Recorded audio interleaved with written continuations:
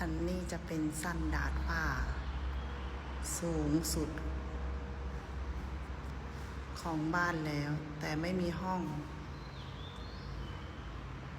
เป็นที่โล่งๆนั่งเล่นได้เบิ่งบรรยากาศได้สบายมากบรรยากาศทะเล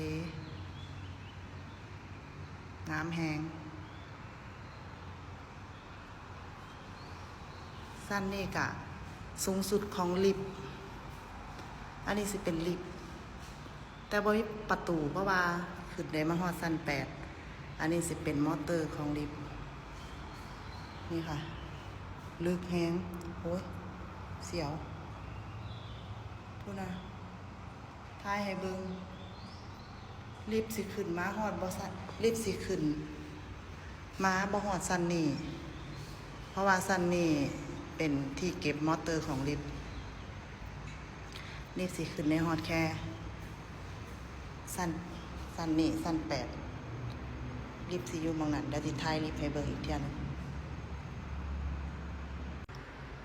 อันนี้ค่ะสั้น8ลิฟต์สิฮอดหม้องนี้